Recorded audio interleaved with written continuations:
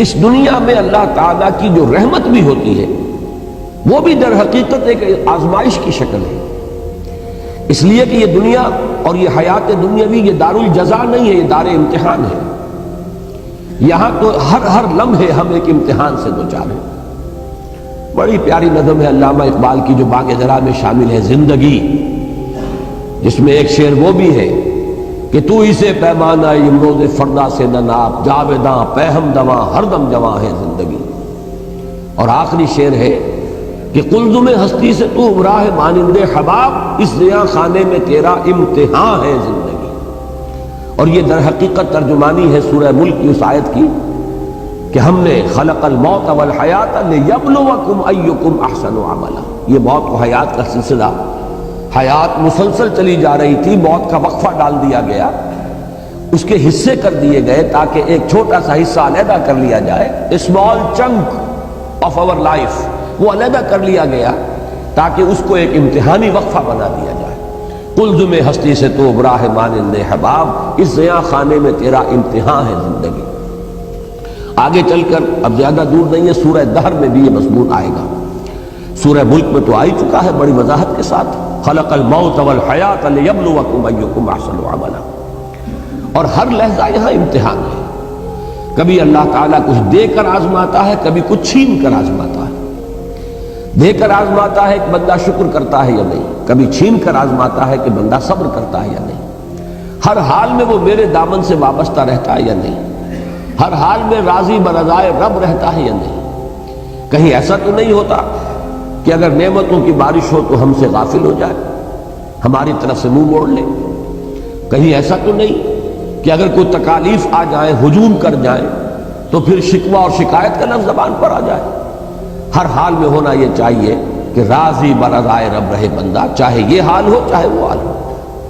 اس میں جو کلائمیکس ہے وہ سورۃ الفجر کی آیت ہے کہ انسان اگر اس دنیا کے اندر بدلتے ہوئے حالات کو چاہے، توحید مکمل ہے اس کی کہ وہ اللہ ہی کی طرف اس کو منسوب کر رہا ہے۔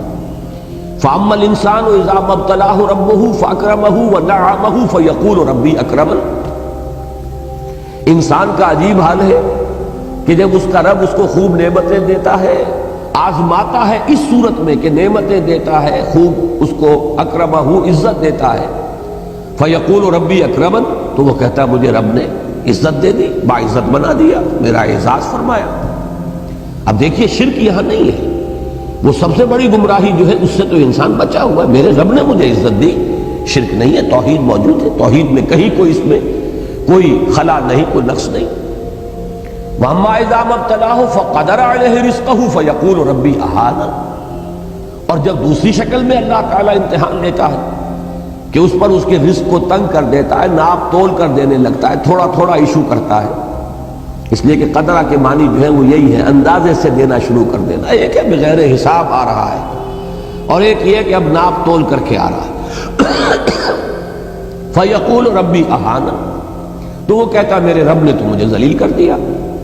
اب ان دونوں جملوں میں توحید اور شرک کے اعتبار سے کوئی کمی نہیں ہے کہ کوئی گمراہی کی آپ نشاندہی نہیں کر سکتے۔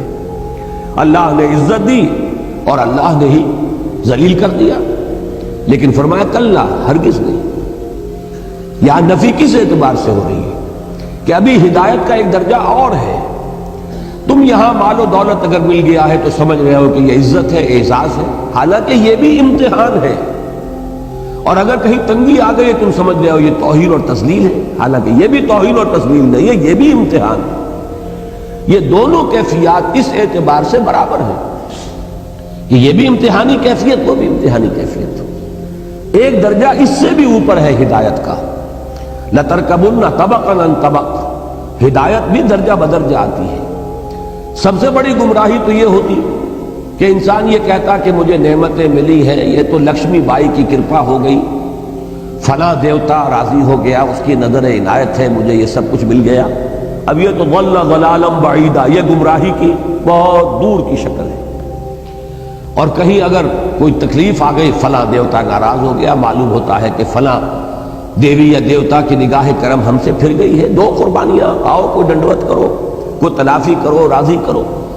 تو یہ تو سمجھیے کہ یہ گمراہی ہے دور کی۔ اس گمراہی سے آدمی چلا تو پہلا درجہ جو آیا ہدایت کا وہ توحید ہے کہ اس نے یہ کہا کہ مجھے نعمت ملی تو اللہ نے میرا اعزاز اور اکرام فرمایا، مجھ پر تکلیف آئی، تنگی آئی تو اللہ نے مجھے ذلیل کر دیا، تو اس کے اعتبار سے تو یہ ہدایت ہے۔ لیکن ابھی تیسری سیڑھی کو دیکھیں گے تو یہ بھی ابھی گمراہی ہے۔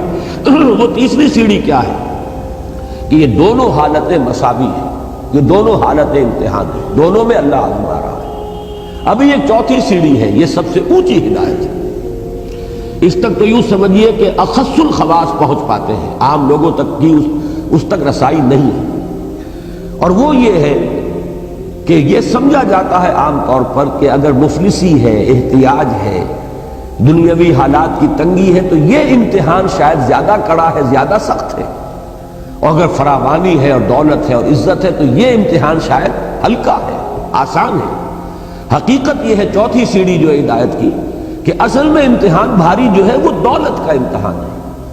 اگر اللہ تعالیٰ زیادہ دیتا ہے، عزت دیتا ہے، وجاہت دیتا ہے، یہ امتحان زیادہ سخت ہے، زیادہ مشکل ہے۔ اگر تنگی ہے، مصیبت ہے، تکلیف ہے تو یہ امتحان آسان ہے، اس لیے کہ تنگی میں اور مصیبت میں لامحالہ انسان کا رجوع اللہ کی طرف ہوتا ہے، جبکہ محتاط ہے، فراوانی ہے، عزت ہے تو اس میں بہت شدید اندیشہ ہے غفلت کا۔